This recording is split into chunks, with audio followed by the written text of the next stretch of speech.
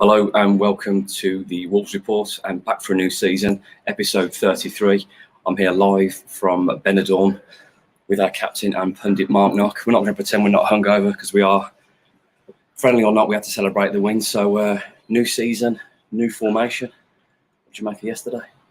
I enjoyed it. I think considering the temperatures they were playing in and the work rate that went into the game, I actually really enjoyed it. I thought the first half, the 4-3-3 was okay. I thought we broke the lines relatively easily. Through midfield, I thought we were very solid, but second half, I think, is when we came alive for those first 15 minutes. In the second half, when we switched to 4-2-3, I thought we were really good then. But some positive individual performances. I thought we were a little bit sporadic defensively first half. I think Cody tried to put them one up in the first couple of minutes of the game. But, Pinged it at the keeper, didn't he? Yeah, but I thought it was all round really good, a good outing, I think. And the opposition weren't up to much. I think we all knew that. But you can only beat what's in front of you, and we scored 3 really good goals, and obviously the penalty as well. So I really enjoyed it. Actually, it was a good afternoon out.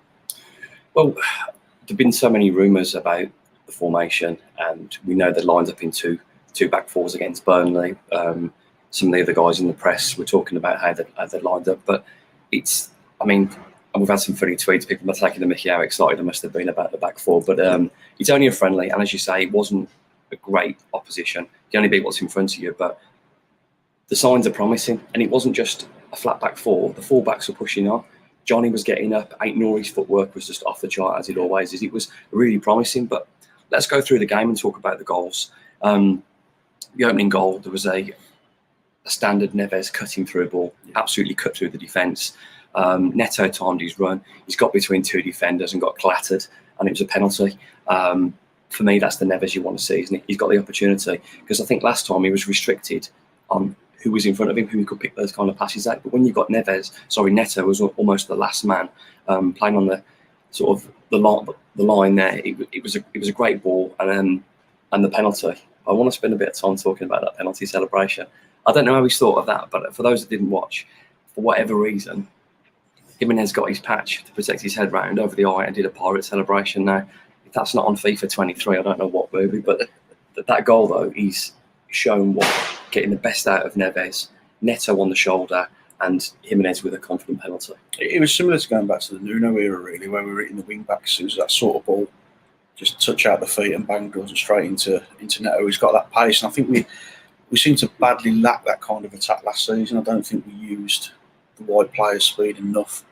But it was a great ball over the top, and obviously Neto, we know the quality he's got, and the fact he got himself a goal as well, you can only see that confidence lifted. So you would hope, if we're going to stick to this formation, it's not guaranteed because we did line up like this a few times in pre-season last year, but you would hope if we do go with the forward or back, whichever variation of that is going to be going forward, you would think there's more goals in the team for us, especially if we can keep Neto and Podence fit, and obviously Raul as well, which if we don't keep him fit, we will find some trouble, don't we? But I think the formation definitely looked a lot stronger in midfield. I think Moutinho and Neves, Moutinho in particular just doesn't get any older, does he? He's like Benjamin Button. He's getting better every season. It's like they cryogenically freeze him and just bring him out for match days. It was, again, I know we talk about the opposition wasn't great. You can only beat what's in front of you, but it was such a dominant performance. We didn't let them breathe. Yeah. The only there was, I think Sarchik made one save at the end when he tipped it onto the bar. Otherwise, he was hardly troubled. Yeah. The most difficult ones that he had to deal with was early on when a few of the back passes were absolutely pinged at him to test him to keep him on his toes. But I thought he did well. I mean, we've got some bite in the team as well. There was a few moments where Neto reacted to a tackle and smashed someone out of the way, and you could see the frustration levels in Moutinho at times if things weren't going his way, and he was getting frustrated, which is exactly what you want to see, whether it's pre-season or not. It's still a game of football, and winning's a habit. And if they can get into those kind of performances, and I know you can't read too much into them, but that was 3 against Burnley, 4 against Alavés. There's signs there, whether it's pre-season or not, that we've learned how to put the ball in the back of the net again. So if we can stick with that, keep with this system now, I don't see any reason to change it, especially with what we've got defensively in the midfield. If we can do that, there's no reason we can't continue to look more expansive. Absolutely. Well, I don't think a lot of criticism, some criticism came from not enough goals for Raul or Neto or Podence or Wang or whoever last year, for me, that was mainly down to the setter. Now, if you can critique the setter like we did yesterday, you're getting the best out of the talented players. But it's a good start, a 3-0 and a 4-0. Let's move on to the second goal, which again was a really nicely worked goal. Some link play between Jimenez, Gibbs White with a couple of lovely touches. He fed into Neto, and Neto absolutely buried that. And again, a great celebration for a pre-season friendly. Drop his salute. But we need to talk about, I think, Gibbs White involvement in that goal. I didn't really think he did much early on when he was wide right. But the more central he comes, closer to Jimenez and to Neto, the little flicks, the tricks, what he did last season so well, we can really get the best out of him there. So yeah, credit for Gibbs White for that first goal, or the build up to it. Yeah, I thought he did really well, but I'm with you. I don't like him in a wide position. I don't think we'll get anything out of him there. I don't think he's quite got the pace to play that position, especially the way that we want to play. So if he plays in number 10, there's a place for him. So if he does stay, we got a little taste of what he could do there, because it was lovely interchange in and around the 18-yard box, just moving that ball, just keeping the ball fluid, keep pulling them out of positions. Nice little flick through to Neto, who finished it well. So really, really good goal to watch. I think we really enjoyed that one from the stand. But it was just about that movement. We badly lacked that last year. And I think if we can get a player like him who can link that midfield and attack, it's what we've really been missing. But it has to be in a 4-2-3-1 if you're going to play Gibbs White, because I think when he did push out wide, we struggled a little bit. I'm comfortable if we play 3 behind and we interchange and he can drop wide and he can pull back inside. But if we're setting him out in a 4-3-3 wide right, I just don't think we're going to see anything out of him. And we've got options to play in that position as well. So he needs to be behind Raul. I think that's where we're going to get the best out of him, because you saw the little levels of intelligence he had in those little moments. Yeah, he's clear. There's no question the guy's a talented footballer, but as well, I think when he cuts inside and gets closer to Jimenez, you get the best out of Johnny Moore or whoever's there, because then we see he's getting close to the forward. It opens the space up on the right hand side. Absolutely. And as Johnny did for the third goal, crossing in for Pedence, creating the space. But yeah, credit to Gibbs White, credit to Jimenez for the lineup, and obviously Neto. Yeah, great finish. I mean, it doesn't come without risk, though, does it? Of course, risk and reward football. Yeah, I mean, we pushed the fullbacks right up, as you said. But there was a couple of times that one ball over the top put them on our back line. I think we're going to have to accept, if we do switch the way we play, there's going to be moments that we get badly caught out, and better opposition are going to punish you for that. But I'm all for taking an opportunity to try and be more expansive and maybe risking a few more goals defensively, because defensive records are fantastic. But if you're not scoring goals at the other end, it's pointless, isn't it? It's just going to balance you halfway up the table. I think if we can find a nice mix between the two, and maybe we will concede a few more goals, but we're also going to score a lot more, then I'm all for that. Yeah, absolutely. I think the latter half of last season and the second half of Nuno's last season, Wolves almost become obsessed with not losing instead of winning. Yeah. And that's a habit to get into, and I can understand that. They take pride in not conceding goals, but I do think Pedence, Neto, Gibbs White, Jimenez, there's some really good footballers there. And the more attacking Wolves play, to a certain degree, the more we'll get out of them. Let's just move on to a few comments. As those you join us who haven't joined us before, it's a live show, records and goes out onto YouTube, Twitter and Facebook. So your comments are part of the show. If you've got any questions you want to put on there, we'll get them up. We've taken some questions off Twitter. We'll get them on later on and answer them. So let's go through now. We've got Ron Burgundy. Great name. Thanks for joining us, Ron. Ron says he will substitute the Sin Cara mask behind the goal for the black tricorn. Is that right? I said that right. And Parrot in the big games now. I'm all for that celebration. Absolutely love that. This one's for you. This one's for you, Nocky. Hope Nocky's smashing the factor 50, or his head will be redder than Tyler. Pre-season's over. I've had to put concrete on my head this week, but we were all right because we were in the stand with the roof. Anyone on the other side, I do feel that extra €5 to pay for a roof was money well spent, wasn't it? Best €5 we ever spent. Absolutely. Let's have a look at what else we've got on here. KC Wolf, morning chaps, great to have you back. Excited for the new season. Thanks for joining us, KC. Excited for the new season as well. Great pre-season so far. Again, can't get too excited about friendlies, but if you've won 3-0 and 4-0 and you're playing 4 at the back, there's a happy Ryan Lester here, a very happy Ryan Lester. So yeah, John Bradley says, great to see Mick Moore and Gibbs White playing well. Really hope he stays and we don't have to keep messing about. He deserves a chance. He does deserve a chance, I agree. We'll come on to Gibbs White in a little bit about his contract situation, because I think to me there has to be a cut-off point if he doesn't sign, but we'll talk about it a bit later. But yeah, he does deserve his chance. as Nocky said, didn't really see a lot of him from wide yesterday, but the closer he got to Jimenez and to Neto and Podence, then he was allowed to showcase his talents. More comments. Let's have a look. D Jones lineup is out for the Levante game. Well, we're on the live stream here, D Jones. So if you want to put the lineup, put it in the comments. I'll post it up so everyone can see. If people are not watching this, or if they are watching this before the game, that'd be really helpful. Terrible at multitasking. I can't help that. Let's have a look. Here we go. Ron Burgundy. Hungry like the wolf, second account, fab work as ever. You know Hungry be on here somewhere. I know you get banned as well on another account. You got banned from YouTube? What's he been doing? So let's go back then. We've talked about the first 2 goals. Thanks for the comments. As again, it's a live show. If you want to put stuff up on there, questions, comments, agree, disagree, interaction makes the show even better. We're 11 minutes in. We're both hungover. Doing our best. 11 minutes down. We haven't been sick yet. So I was at 1 in the morning. Thanks for that, Knuckle. Was that me? That was you. Okay. Third goal then. Well, I think it was half time. It was 2-0. But for me, going into the second half, the introduction of Daniel Podence, that was another step up for me. It was Dendoncker in the first half, a big, tall Belgian gentleman, very angry as well. He was incredibly angry yesterday. He was fuming. He was fuming about everything, but there was a lot of players yesterday that were considerably fired up for what was a friendly game. So that desire to win has been grounded, hasn't it, from the very off. So Dendoncker came off, Podence came on. So in the first half, it was a flat 4-3-3 with sort of 3 sitting midfielders. But the second half, then it was Moutinho and Neves just tucked in.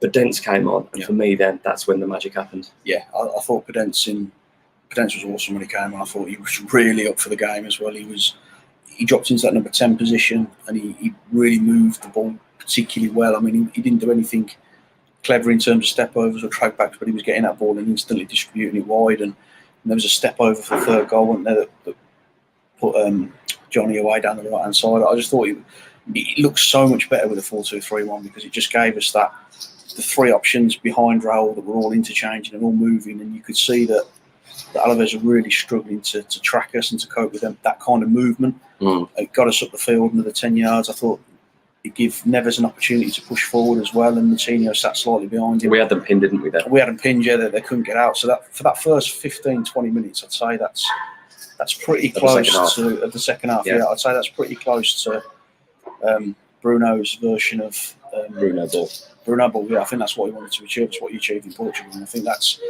the kind of football I think that we could maybe look forward to. But it was so much more expansive. Just by nice to watch, wasn't it? It was great to watch. I thoroughly enjoyed it. It was just the interchange and just that movement, and everyone knew where everyone was going to be. It looked to me like the players really wanted to play it as well, because you could see the instant connection with Jimenez and Podence. Instantly they're looking for each other. It was just bang, bang, touch, feed it out wide, come back inside if you need to. I mean, you're playing in 35 degrees. If the opposition aren't getting the ball, you're absolutely drilling them into the ground, and that's what we did. And I think Wolves could have scored a lot more goals if they'd really wanted to yesterday, especially for that first 20 minutes because we were all over them. Yeah, I mean, talking about that third goal, Neves picked the ball up in the middle of the opponent's half. He's fizzed the ball into Podence. I think he's sort of step over, kind of flicked it out wide to Johnny.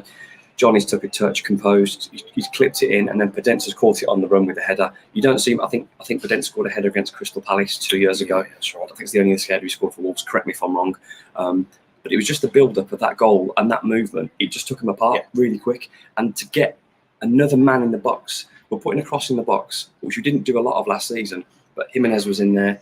I think Neto was on the far side, on the far post, and Podence was in there. So for me, it's exciting times. But that's the thing, isn't it? I mean, Podence is, he's smaller than the corner flag, isn't he? But if you get that ball right from that position and you're on the run like that, you give yourself a chance. And the difference last season to that, what was a warm-up game, we loaded the box. We had players in there, which gives the defence, a real problem. And how many times last season did we get down to the byline, cross it in, there's one player in the box and 3 centre-halves marking, and we just didn't give ourselves any opportunity to score, whereas that ball in the box, the run from Podence, it was just natural movement and just gives us a chance fluid, to stretch. Wasn't it? It was fluid. It wasn't.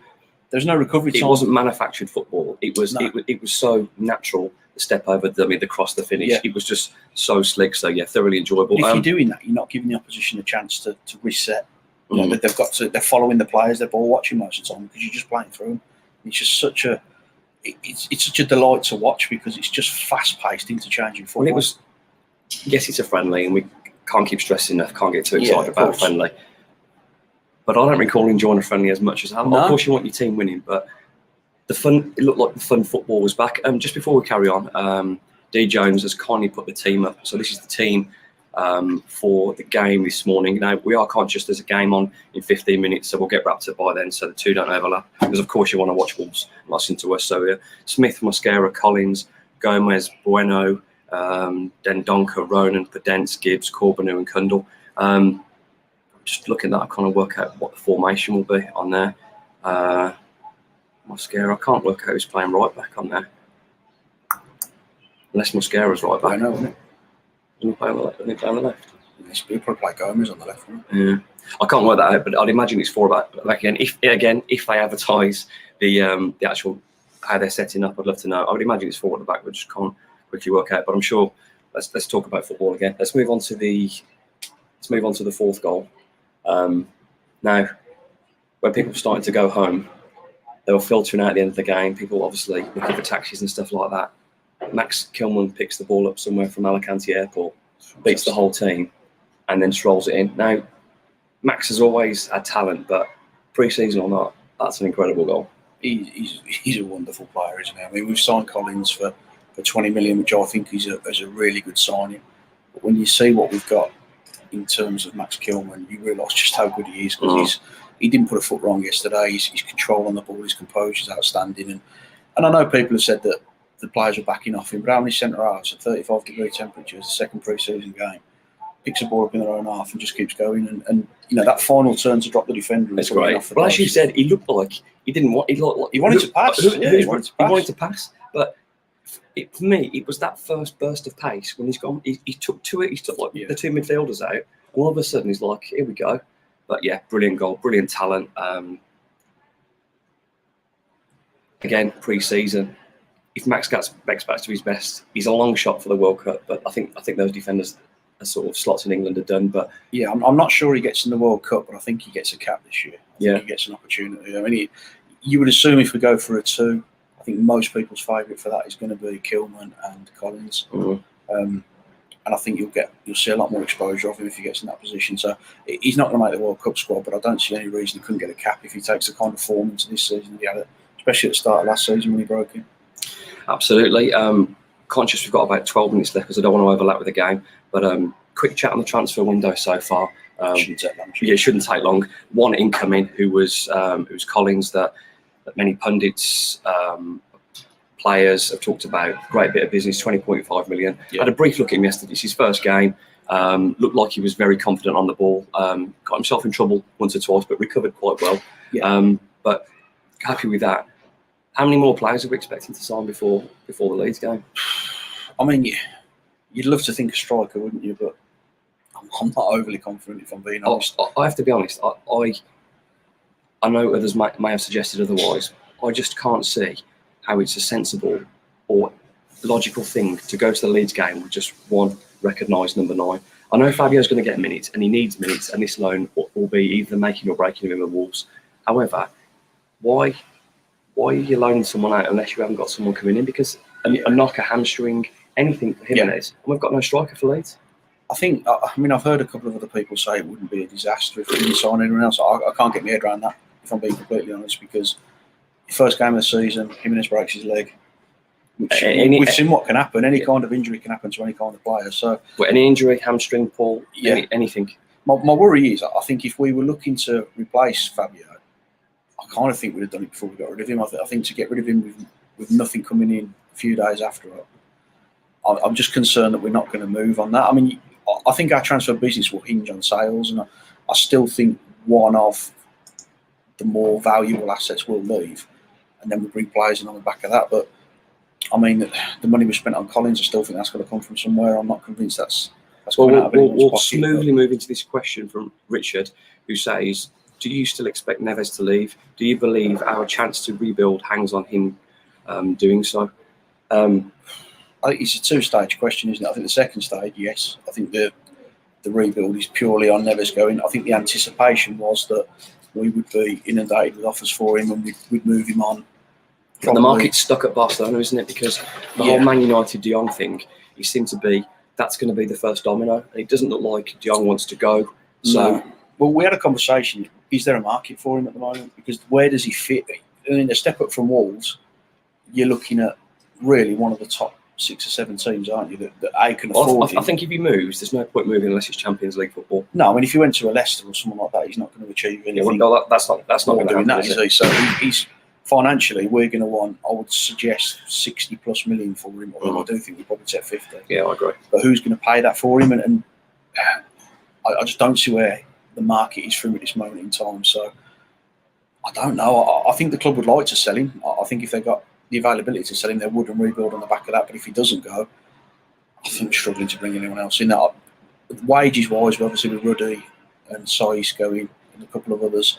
We've got wages to bring the loan player in. So could there be a loan player? But then are you going to be able to loan a striker that does you a job? We've been caught out with that before. So are we looking at free transfers?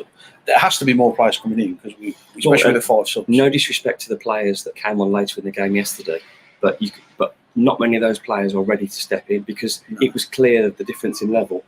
Don't get me wrong, I don't want to disrespect any of those lads that came on late on, but they look quite a way off being able to compete for where we want to be. Yeah, they're in that stage of development, aren't they? I mean, Corbin now had a couple of good moments where he beat a couple of players and got a decent ball in the box, but they're not ready for Premier League football yet because it would be unfair to expect that of them at this stage of their career. Unless you're a Wayne Rooney or someone like that, you don't just break in at this stage. So I think they need another loan away. And if we don't do that, we're potentially going to stifle their development as well. So you'd have to think someone's coming in, be it loan or free transfer, but I don't see us whacking a fee. I mean, there's Benteke rumours keep coming around, and I can sort of see that because he's got 12 months left at Palace. With the amount of crosses we put in yesterday. Well, yeah, I think he'd do a job for Wolves, to be honest, but I think we'd get him on loan from Palace just to pay his wages. It'd be an un-Wolves and un-Fosun kind of player in his early 30s that probably can't start for Palace now. Yeah. Would it feel like a backward step or a stopgap, or would that be a bit of smart business? I don't think it would. I think it'd be smart business purely because the anticipation will be Silva goes to Anderlecht, scores 15, 20 goals is what I think they would be expecting of him in that league. He then comes back as a ready-made striker for us. So if you get Benteke for a 12-month, he sees out his last 12 months of his Palace contract on loan at Wolves, where he pays wages. If he does really well for us, we have an option to extend it. If not, he goes. Fabio comes back, and potentially we've got 2 strikers who can score us goals. So I think it'd be pretty smart business getting him or someone like him. Wolves aren't going to go out and spend 20 million on a striker. Not unless we get rid of one. Yeah, one of the big names. Conscious of time here, so I want to. So Wolves are kicking off in their second pre-season friendly here in Benidorm strike at Alicante in about 7 or 8 minutes. So we'll be doing another 5 minutes. We'll be on our way then. Gibbs White and Adama. Talked about Gibbs White earlier on. Yeah. Some nice touches yesterday. More centrally played, the more we got out of him. At what point do we have to accept a bid? Because what worries me is this contract situation. I mean, we don't know the facts, but the rumour is he's been offered one contract and then offered another contract. He's yet to accept any. So at what point does enough become enough? Do we roll the dice and let him stay till Christmas? Or if Everton come late on, Everton I think lost 4-0 or something yesterday in the friendly. Yeah. Do we accept 25? Do we accept 30? What's the cut-off point? I think if someone comes 30 million, I think we'd sell him now. I think if he's adamant he's not only if we reinvest, it's pointless then otherwise. Well, yeah, but that's the model, isn't it? You would suggest would be we're selling for 30 million, that goes back into the team, and maybe we've got 2 or 3 players. Yeah. I think they want to keep him. I mean, you can see the social media from Wolves in particular. He's all Gibbs White. He's fully based around trying to make him feel beautiful. Loved. I think. Yeah. He's getting a lot of social media love from Wolves at the moment. They're all over him at the minute. But the fact is, if the kid don't want to sign, then I think you've got a decision to make because do you want to carry a player who's unhappy? I'm not so sure you do. Well, he certainly didn't play like he's unhappy. But if he's not signing the contract, he's at a premium value now. We're probably going to get under his contract at Wolves if he doesn't sign. Yeah, I think if he's adamant he wants to go, and we decide we want to keep him until Christmas, and he does have a bit of a stinker, you probably lost 10 million, price tag. So if he's adamant he's not going to go, I'd probably rather we get rid of him now and we've still got a few weeks left in the window to bring in maybe those 2 players that we need. Because if someone comes in 20 million, I wouldn't take that, but someone comes in 25 to 30 million, I think the situation room are going to have to take that, especially if he's, we're pretty sure he's not going to sign. And then obviously you're going to offload Adama as well, you would suggest. So that maybe brings. Well, I think that's a shame because of the attacking football yesterday. I see a place for Adama, and I don't believe those rumours in the week were true. 5 million from Villa with a couple of million add-on. I don't know if Adama has a dislike for Villa now. I don't know if he's had a fallout there because of what happened earlier in his career. But you wouldn't want to sell to a local rival, and I certainly wouldn't. I'd rather lose him at the end of the season for nothing. Got literally a couple of minutes left. Quick recap on the shape. The thing that I was also really impressed with, and we talked about it briefly, but how high Ait-Nouri and Johnny got up in a 4. It was like they were wing backs at times. Yeah, promising. Absolutely, and you need a lot of energy to do that in a pre-season game when it's as hot as it was. But if we've got quality subs with the 5 sub rule, we can protect our wing back stroke fullbacks. I think that's the issue, isn't it? I mean, we've got as good 11 as anyone outside the top 6, I would suggest. I think we've got a real strong 11. It's that ability to change a game that's going to hurt us. And if your wing backs are bombing up and down, very similar to the end of last season, eventually, I just don't think it's sustainable. I think you'll get caught out. So we will need to definitely enhance that area of the field, I would suggest. But there's talk that Semedo's only a few weeks away now. It's fantastic great news for us. And we've got Ait-Nouri down the left. Gomez, I think, did quite well actually when he came. He was all right, yeah. You couldn't believe it. I called that, could you? No, I thought we were going to go through. I was furious. But, I think Gomez could potentially do a job there. With Ait-Nouri, you're obviously going to be your first choice. So, and then Johnny's interchangeable, isn't he? He can play either side. So we've got cover in those positions, but the squad needs sticking up. There's no doubt. Absolutely. We've come to the end of our time of our live podcast in Benidorm with Mark Knock and myself, Ryan Lester from Wolves Report. Thank you for joining us. We hope you enjoyed the show. You've got 2 minutes to switch over the channel and now enjoy the Wolves second friendly. We'll hope to be with you again in a couple of weeks' time to analyse hopefully more progression and hopefully more signings. Thank you for joining us and up the Wolves.